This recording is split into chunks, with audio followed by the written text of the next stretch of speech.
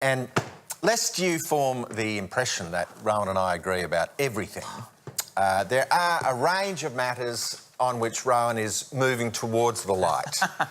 And we think it's important for us to feel free to air our disagreements and or differences of nuance, of slant, of interpretation. That's why Proverbs says there is much wisdom in many counsellors. And we want to hear different views and opinions. And I want to put one to you tonight, in which I suspect I'm in a minority with our beloved deplorable audience, where my impulse may not be in the majority, but I'm going to I adhere to it. Can't think why. Nonetheless. And that is the question of what do we do with China?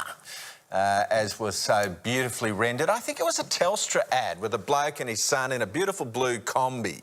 And his son was asking him, I think, about the Great Wall of China. But anyway. Oh, yeah, that was a great, the little ball. A great ad. You were an ad, man. Yeah, great ad. Yeah. Very good ad. But look, I just want to, I want to begin with just the factual reference that we've had an announcement of policy from the Australian Labor Party, which I regard as something worth actually discussing. I mean, Labor's new policy on gender, right? I want to give as little of my limited brain space as possible to that subject. But I'm happy to apply thought and to expose to criticism, ideas, support, detractors. The next Labor government will not deal with China purely through the prism of worst-case assumptions about its long-term ambitions, Mr Shorten said. Preemptively framing China as a strategic threat isn't a sufficient response to its role and increasing influence in our region. So I wanted to ask my co-host, Rowan, is China a strategic threat to Australia? Of course it is. OK. Yeah. What evidence do you rely upon? Because it is not a democracy, it is a totalitarian communist dictatorship. Therefore, by definition, absolute power will corrupt somewhere down the line. Maybe it already has. And we must always approach, any democracy must approach a non-democracy with caution. You'd be silly not to. Well, I think... I didn't say you only approach it with that attitude. With caution. I don't find us in disagreement. Yeah, good. But we're supposed to be in disagreement. That's the point of this segment. I think that Shorten is throwing down the gauntlet. Labor under Mark Latham looked at a significant change of direction, and Latham didn't survive. We had on Sky News, indeed, Sharri Markson lit up the phones at Sky when she invited former Senator Sam Dastyari onto her show. But look, I just want to put the alternative view to you. And I go back to Rome in 60 AD, towards the end of the Republic, where the joint was in chaos and there were riots and people getting murdered and arson taking place and a general loss of control. Julius Caesar could see that these two very dominant figures, he was the junior of the three, in Crassus, who was the richest guy in Rome, and Pompey, who was then the preeminent general, and they were engaged in a massive rivalry. And Julius Caesar had the genius thought, he said, look, I just think if the three of us worked together, we could achieve a great deal more than tearing each other down.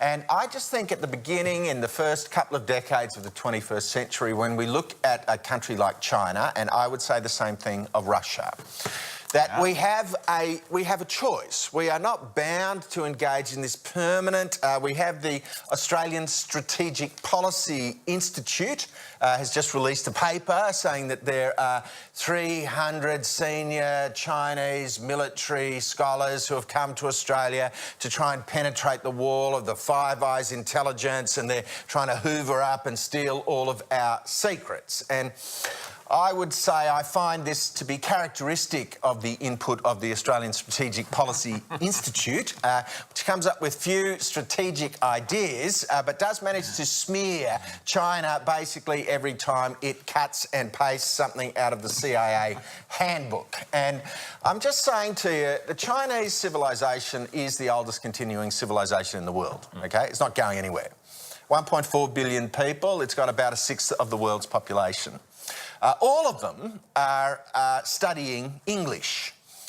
If you go to the Disneyland in Shanghai on any typical morning of the week, you'll see 20,000 black-haired, slanty-eyed, yellow-skinned Chinese desperate to get into Disneyland because they like and enjoy and are embracing many aspects of Western culture. Which is we find the Chinese to be Australia's single most important trading partner.